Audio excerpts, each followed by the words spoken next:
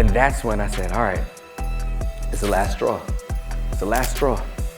And I ended up doing something illegal. So when I took that same exact strategy, but applied it in my classroom and it didn't work, did I think that the issue was with the strategy, or did I think that the issue was with me? All those feelings of I can't do this, I'm not good enough, from the first time I failed to practice, they're all coming back. And I was like, I knew I wasn't cut out for this. But what I need you to understand is that the only way that you are going to make the impact that you were called to make is when you show up as the person that you were called to be. We have this thing in Charlotte. I know we're still in the same state, but we have this thing in Charlotte. I don't know if y'all have it over here. It's called standardized testing. And we take it through sometimes throughout the year. If you don't, you said no? If you don't know what it is, let me explain it. So we take a test at the beginning of the year, the middle of the year, the end of the year, okay? So at this point of the year, in the beginning of the year, I was teaching 7th grade math. My students were showing up on like a 5th, 6th grade level. The middle of the year assessments came around, and as we took those assessments, after I quit 6 weeks in and after I was teaching just 5 students at a time, then we took that assessment middle of the year, and my students were scoring on a 4th, 5th grade level. Like they were going backwards. And I was shocked.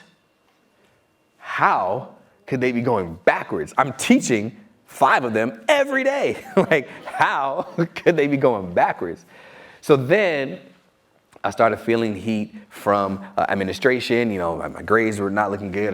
My discipline referrals were higher than anybody else in the whole entire school. And there was just, I felt really bad because remember, I stepped into the classroom because I wanted to make a big impact on students. I wanted to help them realize their full potential. That's what I wanted. And now I'm allowing them to go backwards. So I was crushed. So I decided, I'm not coming back. I can't do this. I can't do this anymore. All right? So I said, there's one thing I'm going to do. And I remember pulling up in the parking spot on this one day, sitting in that seat, looking at the marquee, across the street, sitting in my car, just waiting, pain in my stomach, like I don't want to go inside. And that's when I said, all right, it's the last straw. It's the last straw. And I ended up doing something illegal. You can't laugh at that. How you chuckle at doing something illegal? So I ended up doing something illegal. I said, my back's against the wall. There's nothing else I can do. I've got to do something. So that day I walked into the school building and I went to Coach B's classroom. Coach B, she also taught math, but Coach B was the opposite of me, right? She was tall and she had a deep voice and she was raw. And I would see her classroom. Her classroom, they would always be silent and they would not play. Like they were just sitting, they were taking notes, same school, but like they were just completely locked in. And I remember going to Coach B and I said, Coach, what is it that you do in your classroom? Like how can my classroom be more like that? And she said, well, Mr. Williams, she had a deep voice. It was deeper than mine. She was like, well, Mr. Williams, I said, the reason why they don't mess with me in my classroom because I don't play with them. As she said, see, she's like, I don't play with them. I just give them that look. I don't play with them. She said, you smile too much. You be having too much fun in there. You try. So she said, here's what you need to do. You need to hulk up on them. Let them know that you mean business. Let them know that you're real, that you're serious. You see me, right? That's not what I do. I smile a lot. I got Invisalign. Like, I'm going to show it off. You know what I'm saying? Like, that's what I do. I'm a high energy type person. But I was like, okay, I can hook up on them. That's what you want me to do. We're going to hook up on them. So I went back to my classroom. I didn't even, listen, y'all. I didn't even know if there was a Hulk inside of me for me to bring them out. You know what I'm saying? But I said, I'm going to find it. And so I did. So I walked into my classroom and I was ready. I was there. We was about to make it happen, right? And then my students came in. Second time, I'm trying to give them this rousing speech, right? This time it was going to be more of a Hulk style speech. And listen, y'all, I don't even know where the words that I was saying came from. It was just random stuff that I had heard other teachers say. So I came in, and I was like, I'm taking control of this classroom. And I came in, and I was like, That's it.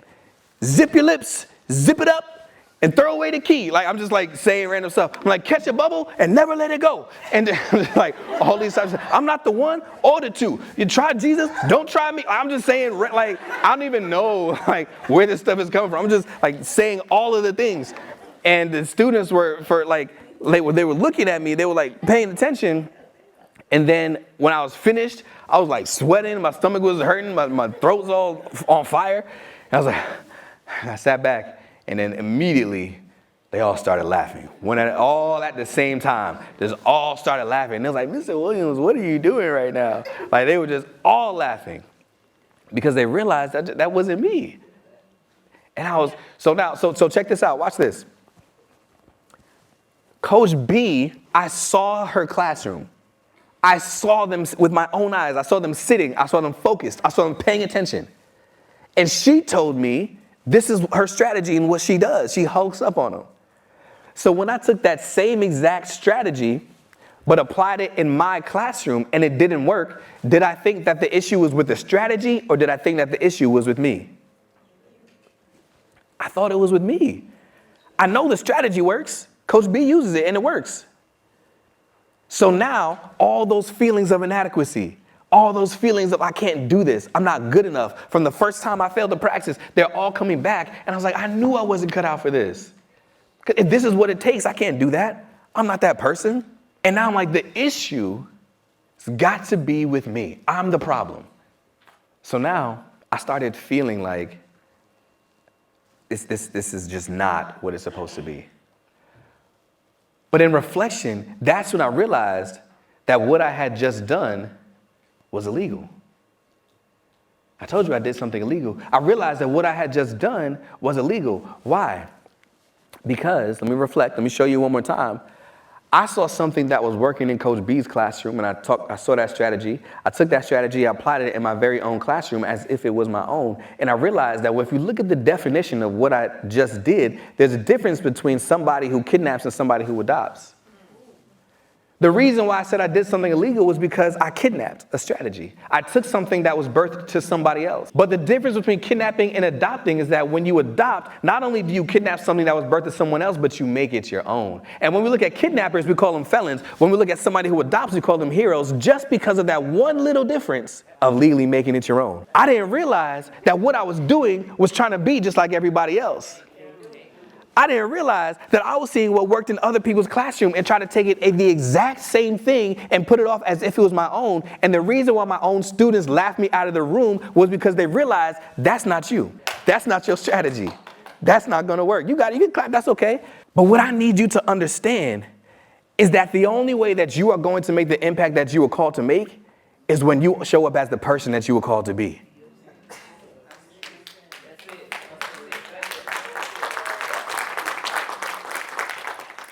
That's the thing that I had to learn while I was going through it. And I just need you to understand that there are so many different ways that you can show up, but the only way that you can impact is when you are the person that you were created to be. So once I started figuring that out, that's when things started to shift for me. That's when things started to change for me in the classroom. That's when things started to show up a little bit differently. Once I realized that I didn't need to be like Coach B, I didn't need to be like Ms. Heim, I didn't need to be like Ms. Bryant, I didn't need to be like anybody else, but that there were things that were inside of me. And the reality is there are things inside of you as well. The fact of the matter is I did not need to hulk up on my students. I can smile and still have an impact. And there are things about you that you naturally do that are going to make an impact that only you can make. And the way that I like to think about it, I learned this a couple of years ago, and it absolutely blew my mind. But did you know that we all have two different types of DNA in our body? Who knew that? Somebody say, you did that? You knew that? Come on now. I had no idea. I thought we just had, and I'm not talking about DNA and RNA. I thought we just had DNA. I didn't know that there were two different types of DNA. How many of us know that there's coding DNA and non-coding DNA? Now, if you are a science teacher, maybe you know. If you're not a science teacher, maybe you don't. I had no idea. I used to watch shows like Law and Order and things like that. And, they would take a DNA swab and they would say, we can identify who this person is based on the DNA. So I'm thinking everybody's DNA is 100% different. Obviously, that's how we can identify people. But I didn't know that it wasn't even that much. Non-coding DNA exists in all living organisms. You can look it up, you can Google it, I promise. Non-coding DNA exists in all living organisms. And as a matter of fact, if you look at all of the DNA base pairs that are in the body of a human and compare it to some other living organisms, we actually overlap in exact same DNA for a percentage. For example, with grapes, we overlap 24% of our DNA with a grape because of the non-coding DNA. Our non-coding DNA, their non-coding DNA, it matches exactly 24% of the time. The same can be said about a fly, where about 47% of our DNA is the same as a fly. I said that one time, and this guy said, that means I'm half fly. I was like, stop. He was loud too, like he came from the back. I was like, you were waiting for that moment. But so about half of our DNA, it looks the same as a fly. About 84% of your DNA is the same as a dog because of the non-coding DNA. And about 97% is just like a monkey because of the non-coding factors. So then I started asking myself the question. I said, hold on, if 97% of our DNA is just like a monkey, like, what does that mean for other humans? I told you there's two different types. There's coding DNA and non-coding DNA. Non-coding DNA exists just so that we exist. That's just what all organisms have. But it is your coding DNA that is unique to you. Your coding DNA is the DNA that communicates with the genetic code that then goes forth to produce your traits and to create who you are. Only your coding DNA is what differentiates you. So when we're looking at Law and Order and things like that, and they're doing a DNA swab, they're comparing just coding DNA. They don't compare non-coding DNA because it's the same in everybody. All they're looking for is your specific coding DNA. And if you look at all the other humans that exist, there are 3 billion base pairs of DNA in our body, and only 20,000 are our unique coding DNA. Quick math will let you know that that's less than 1%. Of all the DNA that is in your body, less than 1% is unique to you. Less than 1% is what differentiates you from the person that's sitting next to you.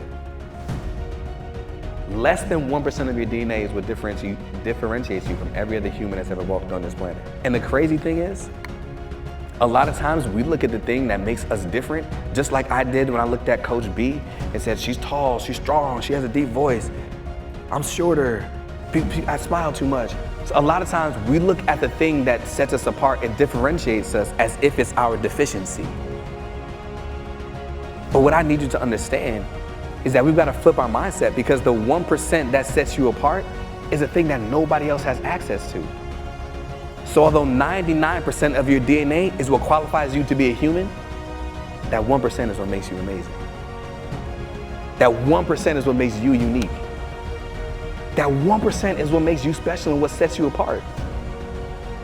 There's 1% that you have access to that literally nobody else on this world ever will. And if we view our 1% as if it's a deficiency, we'll operate as if it is.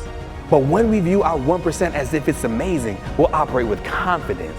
And I need you to operate confidently knowing that your differences are not your deficiencies. Your differences are not your drawbacks. Your differences are not your downfalls. But when you let your differences live, that's when you make a difference in somebody else's life. It's your differences that are going to allow you to make a difference. So many times we look at the things that set us apart and differentiate us, and we try to hide them instead of highlight it. We look at the things that make us different from everybody else, and we view that as something that we need to not promote. When in actuality, differences are the only thing that will allow you to make a difference. Similarities can't allow you to make a difference. Can you listen to that sentence and see if it even makes sense?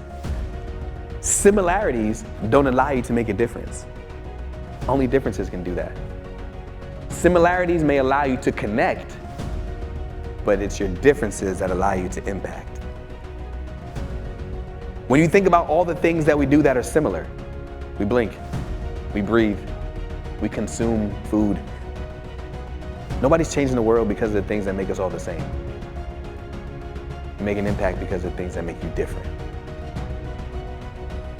And the beautiful thing is, you don't need to be anyone other than who you were created to be in order to make the impact that you were created to make. And I didn't know that. I thought I had to show up like every other teacher in the building. I thought I had to be just like Coach B. I thought I had to be just like Ms. Heim. And the message that I hope that you got, that you see as you're going through this, is that everybody has a unique way that you are going to leave your mark and make your impact through education. Everybody has your unique way that you're going to do it. You're going to do it a different way than that person, and you're going to do it a different way than a person down the hall. And you don't have to look like how anybody else does it. You just have to make sure you're making doing what is in the best interest of students and helping them to learn and grow. Is that all right? Absolutely. You've got this.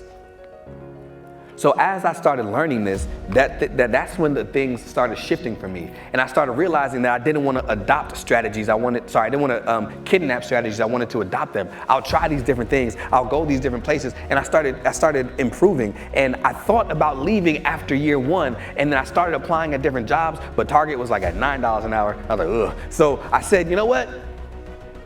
I'll try this one more time. I'll try it one more time. I came back for year two. Year one, we know, not a good year, terrible year, worst year of my career, worst year of my life, actually, 2014, oof, right? Year two, things got a little bit better. I started leaning into my uniqueness. I started using what worked for me. I started engaging students in the way that I engage students. I started using my voice. I started learning how to differentiate and learning how to reach each student where they were. Like that made sense. So then year three came, and year three I said, I can do this. Like I started feeling good again. That inadequacy feeling started going away, and I said, I think I can actually do this thing. And I can remember very specifically as I rolled up into the school on year three, same school, same parking space. I'm sitting there, I'm looking at the marquee that is in front of the school, but this time, instead of having the feelings of anxiety and anxiousness, I had a feeling of overwhelm, of joy, of confidence, of excitement. And as I looked up at that marquee, I saw it said, McNair Junior High School welcomes Mr. Daryl Williams as Teacher of the Year 2016-2017.